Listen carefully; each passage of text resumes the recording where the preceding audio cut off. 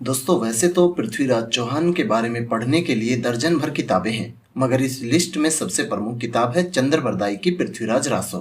पृथ्वीराज रासो एक महाकाव्य है जिसमें भारत के कदावर हिंदू सम्राट पृथ्वीराज चौहान की कहानी लिखी है।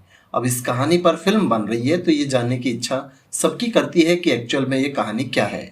इस कहानी का इतना जिक्र क्यों है, खासकर पृथ्वीराज चौहान की लव स्टोरी जिसमें रोमांच है, इमोशन है और फुल ड्रामा भी, क्योंकि पृथ्वीराज चौहान अपनी मनपसंद राजकुमारी को पाने के लिए स्वयंवर के बीच से उन्हें उठा ले गए थे। दोस्तों बात करेंगे पृथ्वीराज चौहान और संयोगिता की प्रेम कहानी के बारे में। दोस्तों संयोगिता कन्नौज के राजा जयचंद की बेटी थी, बेहद सुंदर, जिसका जिक्र दूर दूर तक होता था। एक बार संयोगिता ने अपने महल में आए एक चित्रकार के चित्र को देखते हुए पृथ्वीराज चौहान का चित्र भी देखा था। इस तस्वीर को देखते ही संयोगिता उन्हें दिल दे बैठी थी। वहीं जब उस चित्रकार ने संयोगिता का चित्र पृथ्वीराज चौहान को दिखाया तो वो भी मन ही मन उन्हें चाहने लगे थे।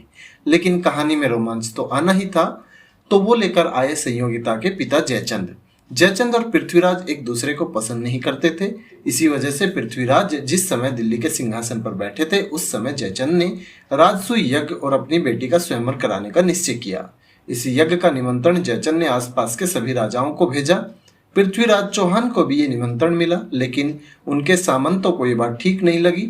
जयचंद राजसूय यज्ञ कर रहे हैं, इस वजह से पृथ्वीराज ने इस निमंत्रण को अस्वीकार कर दिया।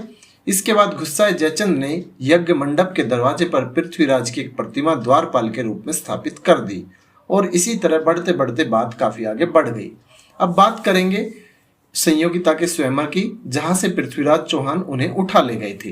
दोस्तों सब ठीक चल रहा था, स्वयंवर होना था।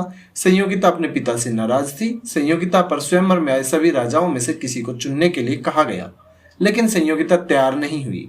जब उन्हें पता चला कि पृथ्वीराज चौहान नहीं आए हैं तो संयोगिता दरवाजे पर लगाई गई पृथ्वीराज चौहान की मूर्ति को माला पहनाने के लिए निकल पड़ी। जब वो ऐसा करने ही वाली थी, इसी बीच पृथ्वीराज चौहान पहुंच गए और संयोगिता ने माला उन्हें पहना दी। इसके बाद पृथ्वीराज चौहान स्वयंवर से संयोगिता को लेकर दिल्ली आ गए। कहा जाता है कि यही प्रेम कहानी भारत में मुस्लिम आक्रमण की वजह बनी, क्योंकि संयोगिता के पिता जयचंद ने अपना बदला लेने के लिए अफगान के मुस्लिम शासक मोहम्मद गौरी को पृथ्वीराज चौहान पर आक्रमण करने के लिए बुलाया था। दोस्तों अभी हम बात करते हैं कुछ थोड़ी बहुत पृथ्वीराज चौहान के बारे में, उनके बारे में जानते हैं। दोस्तों पृथ्वीराज चौहान का जन्म 1166 में अजमेर के राजवंश में हुआ था। उनके पिता का नाम राजा सोमेश्वर चौहान था, जो अजमेर के राजा थे। पिता राजा सोमेश्वर चौहान की मृत्यु होने के बाद केवल 13 साल की उम्र में पृथ्वीराज को राजा बना दिया गया। पृथ्वीराज चौहान चौहान वंश के महान राजा रहे हैं, जिनका शासन आज के राजस्थान, हरियाणा, दिल्ली, उत्तर प्रदेश और मध्य प्रदेश के कुछ हिस्सों तक था। पृथ्वीराज बचपन से ही चतुर, तेज और युद्ध कौशल सीखने में माहिर थे। पृथ्वीराज विजय किताब के मुताबिक उन्हें 6 भाषाएं आती थी। वहीं पृथ्वीराज रासो में लिखा गया है कि वह 14 भाषाओं के जानकार थे। रासो में यह भी लिखा गया कि उन्हें इतिहास, गणित, पेंटिंग और चिकित्सा का भी गहरा ज्ञान था, और तीरंदाजी में तो उनकी कहानी ही क्या थी।